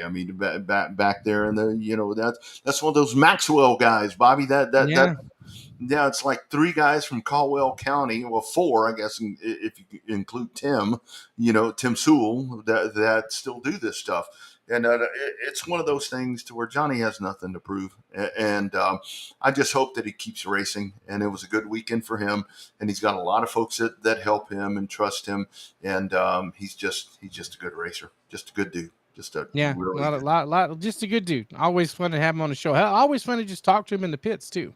Very knowledgeable guy. Knows his shit real good. Yep, I love it.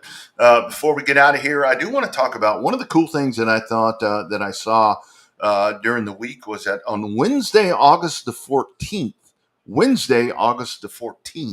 you've got factory stocks and sport mods, $500 to win at I-37, a Wednesday race. Wednesday night show. Day race. How about that right there? $10 admission at I-37. That's pretty cool. That's something different. You think that'll work? Well, it depends on if they run a timely show.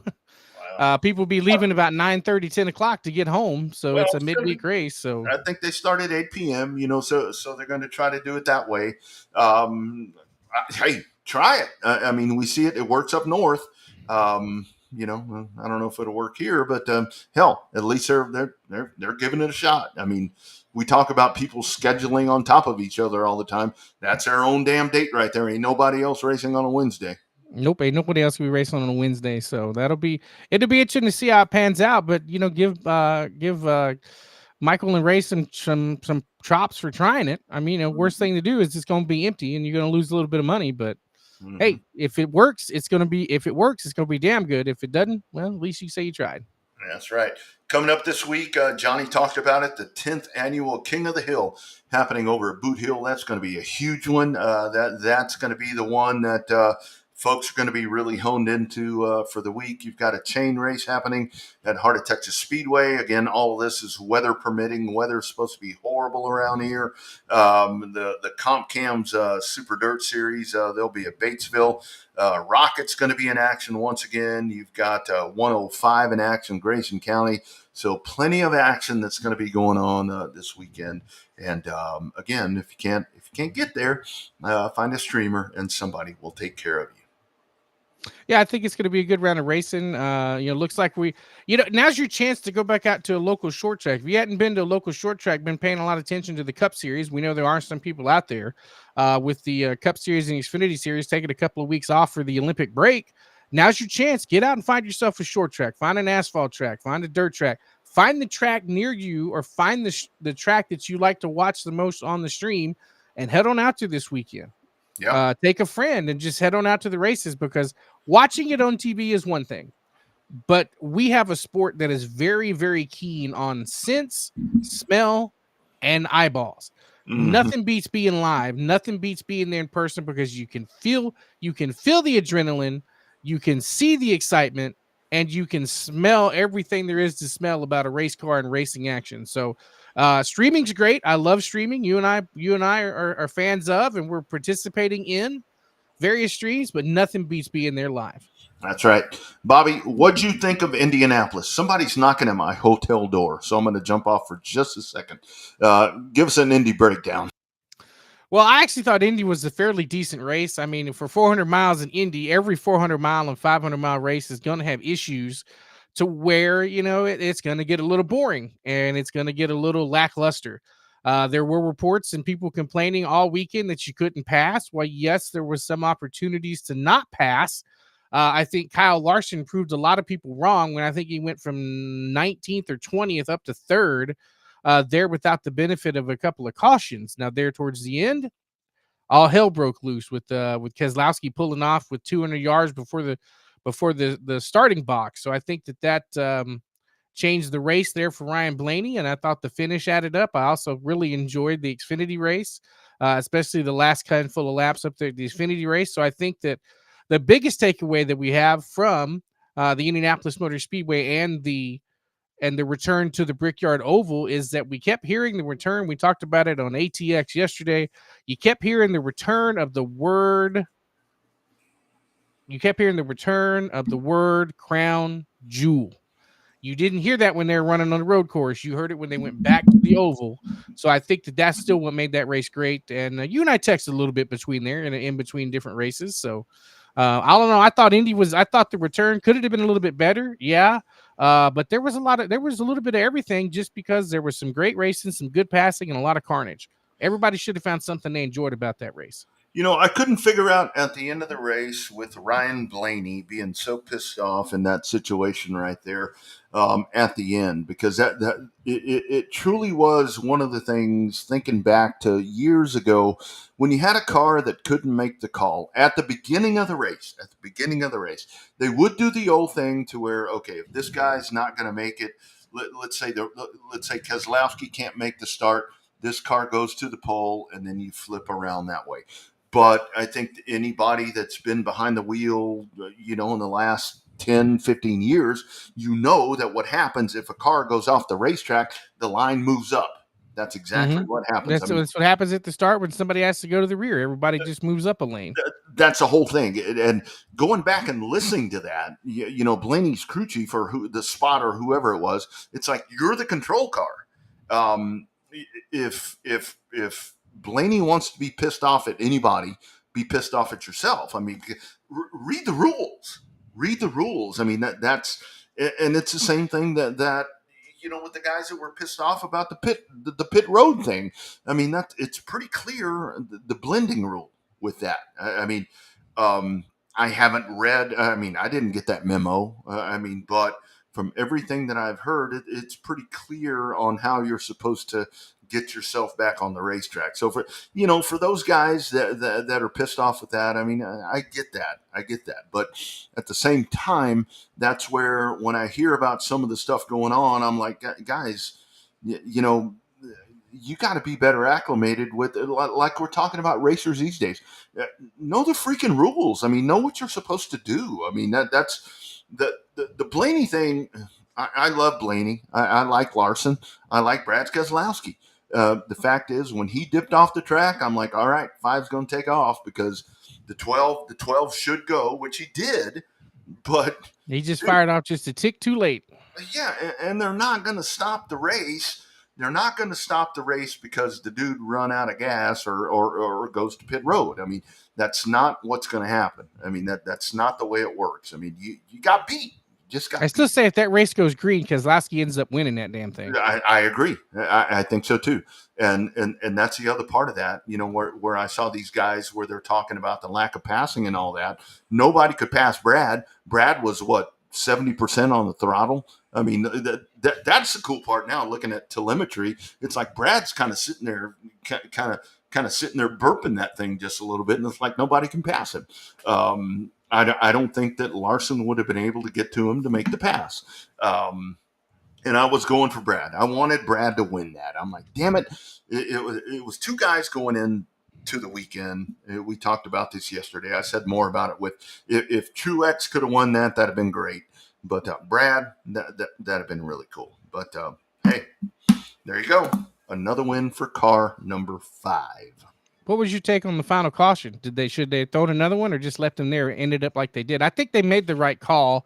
You knew they were going to let it roll because they were, you couldn't have more than, they didn't want to have the fiasco they had at Nashville. Yeah. But I mean, I figured they were going to do what they did and wait till the cars got close after the white flag was displayed and then come through and throw the caution and end the race there. So obviously NASCAR's damned if they do, damned if they don't, because all the fans are going to, you're either going to love it or hate it. And it seems like it's the same thing every year. 50-50 is what it is. They're going to love it or hate it. Yeah, you can't leave that dude sitting there. And I was kind of joking around with people yesterday to where it's like it's like being at the short track. He's sitting there waiting. I mean, he tried to get the car started. I mean, he valiantly made an effort to get that car going, and he ran out of gas. I mean, it just wouldn't go. So I mean, you can't be pissed off at Ryan Preece. I mean, he tried to do what he did, and they made the right call on that. I mean, you had to throw the caution. It just kind of sucks that that the timing of it. But anyway, good race. I mean, good to see him back on the oval again. I mean, that was a lot of fun, and I'm assuming they'll do it again next year. And hey, it is what it is. Just another week in NASCAR racing, brother. Yeah. So speaking of the 41, they announced that Cole Custer going to be in the Haas tooling number 41. And then, as we've said before, we talked about it a little bit on the show yesterday on Texas Sports Unfiltered, but we got a chance to think about it again tonight. I really think there's more fuel to the fire of Hailie Deegan coming to that 00 Xfinity car. One of those two, both those seats will end up being open. I think Gene Haas loves the publicity of Hailie Deegan and what she can bring to the table. If she can exceed there in one of the SHR cars or one of the Gene Haas cars, then she'll have issues there. But definitely, I think there's more. I think there's more smoke in that where there's a possibility she could end up over there at the Haas factory team in the Xfinity series. Yeah, I think so too. And it's a very good thing for Haas because, I mean, what do you need right now as you're kind of scaling things back and you're closing down the Cup team? I mean, I mean, does she bring Monster with her? I mean, one of those things that definitely helps right there. And look, I mean, give her another chance. I mean, the AM racing thing, I mean, we continue to see them. They're making mistakes and the pit crew debacle and all these different things. I know the cars run better and so forth, but you can't blame a lot of that on Hailie. It was, I truly believe, Bobby, that she was thrust into that situation just a little bit too soon. I think another year in trucks would have been really good for her. And the whole thing is and look, I've got friends that work at AM Racing. They still work there. But to me, when she went there, I'm like, why there? I mean, it didn't seem like the right fit when she announced it. Yeah, it was kind of one of those things to where I'm like, look, if you can figure out another way to stay in the trucks another year or do something or whatever, do that. I mean, I just think it was a bad move right there. It's not a good career move. I don't think that either, but at the same time, a lot of folks are beating up AM Racing about the lack of success and the cars and the crew and all of that. But hell, who was it that drove that car? The 25. What was his name? Truck Brett guy. Moffitt. Brett Moffitt. Yeah, Brett Moffitt, raced that car to 15th in the standings the year before. So, for all the folks that want to say like AM Racing sucks and all that, it was just a bad combination. It was just a bad combination. The timing was wrong.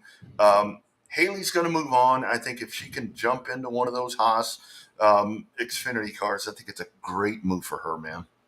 Yeah, and the interesting part about it is they said the Cup car is going to be a technical alliance with RFK.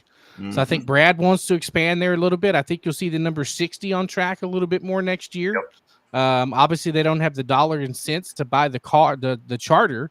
But I think that it's gonna work out okay. Definitely a change. Keselowski has made a difference over there for sure.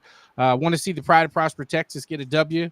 To get a firm grip on the playoffs. I think that the playoffs are better when we have Texas guys in there. So Chris Buescher's come close, but I think I just think they need to take a step back during this Olympic break and come through and say, okay, what did we do right in the beginning of the year to make this happen? When they had that crash with Reddick after he didn't win that race there, I guess in Kansas or wherever it was, I think the train fell off the tracks at that point, and I think they really needed to do something to get it back on the tracks. This 2-week break going to be great for a lot of people. I really like that fact. I mean, we're going to miss, not having NASCAR. Of course, nobody watches it, but we're going to miss having it for a couple of weeks. But I really like that. I mean, I think it's a good time for folks to reset, to get in there. And I think that as we make that charge towards the playoffs, I think that's where that 16th position in the standings is going to get so critical right now. I mean, Bubba Wallace has made a couple of really good strides right here towards, in the last couple of weeks. He's made up a lot of points. You've got other guys that have really lost their ass here as we've gotten closer to the Olympic break. But I think that those 2 weeks off, I mean, that's going to be something that's really going to change all that landscape right there.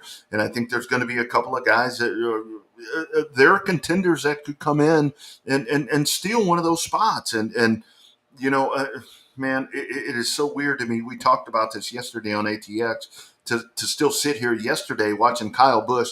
It's like, okay, man, he's found a way. It wasn't one of those things, Bobby, to where he's like, oh my God, this guy's raced his ass up there to the front. He found a way to get himself in position to win. And then when it was all said and done, man, I think another top 5 down the drain. Oh, dude, I think it's for anyone that's been a detractor or doesn't like Kyle Busch. I mean, this sucks to see this happening to him because we know that he is so much better than what he's being given right now. I mean, it's hard, man. It's hard to watch this dude just kind of struggle right there. And I don't know. He's a good dude. He hadn't said F it yet, but he's got to be getting pretty close. He's getting there. He might be ending up in that charter there at 23:11. You never know. Oh man, you never know. I tell you, I did see, of course, with Larson winning that race yesterday. Earlier today, I did see my favorite picture of Larson winning, and there she is again. There's Caitlin Larson shotgunning a beer right there on the yard of bricks. That's right there. Look at that right there. That right there. That is that's a fine American right there. Is that a Natty Light? I can't tell. I don't know what that is. I'll try to zoom in here.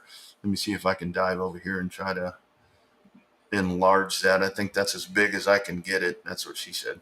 But anyway, yeah, no, I don't know what that is. But there you go. How about that? Good win for Larson. And, capped off that month of May that just think about how close he was to winning both of those. That's right. Cool. And he's coming back in May.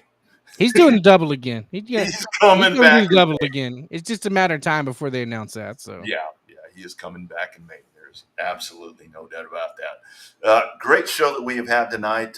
We weren't sure what we were going to get combined with weather and all kinds of different things that was happening up here. But big thanks to Kyle Jones, the winner there at the Wild Bill White Shootout at Heart of Texas Speedway.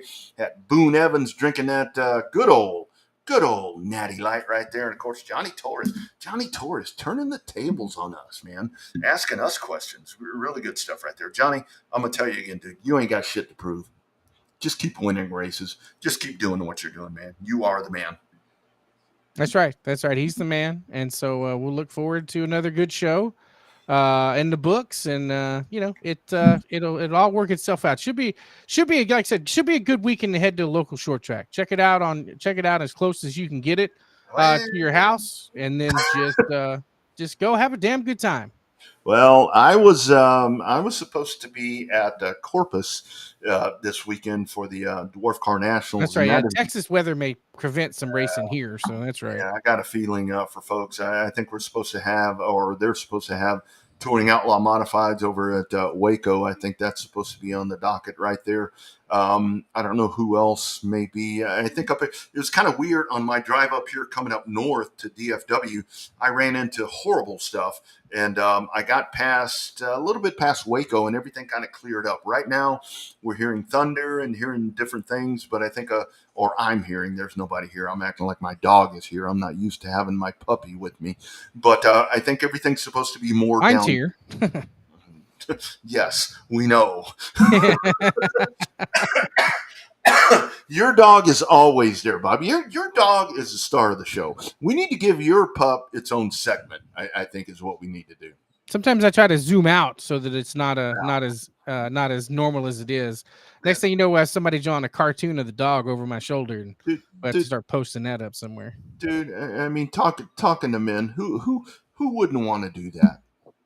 If I could do that, I'd probably be much happier. Yeah. Yeah. Well, I think we all might be. All right, guys. By the way, I don't want to get into a lot of information that people don't want to know, but you guys keep Bobby and his family in your prayers there. My man, Mr. C, we're going through some stuff, so we'll just a little bit of things. Hopefully, it's just a small speed bump in the road. Yeah, that's right. We'll all be hoping for the best right there for you, Bobby, and your mom and Jessica and everybody there. So keep those folks in your thoughts. We'll do this again next Monday, 6:30. I'll be back in Round Rock, I think. So, but man, this has kind of almost been a record-breaking show. So, on some avenues, yes, it has been record-breaking. Yeah, this has actually been kind of nice. That was a nice thing. I texted you, I think it was Saturday, and I'm like, man, I got the day off, and hell, we had all the guests lined up by then. It's like, okay, this is kind of nice. So, yeah, really, really good stuff. Rest of the week for you, my man. What's going on besides taking care of the family? No, that's pretty much it. That's top notch on the rest of the radar for the rest of the week, and then we'll see what pops up, maybe going somewhere. But the weather doesn't look as promising. But if not, I'll catch something on a streamer and just try to enjoy the race weekend. That's right, and that's what you all need to do. If you can't get to a racetrack, and you're probably not going to one in Texas, I ain't trying to be an asshole. I'm just being a realist. Find a streamer. There's lots of good ones out there, and catch some of that good local racing. All right, you guys, have a great rest of the week. Be sure and check in on Revved Up Sports Show on Facebook, and we'll have you covered. If races start getting canceled or postponed or all that, we'll be sure to get that on there for you. For Bobby way down south. I'm Rodney, way the hell up north this week. We'll do it again next Monday. You guys be well. This has been #Real Race Talk. It is the Revved Up Sports Show. You guys be well.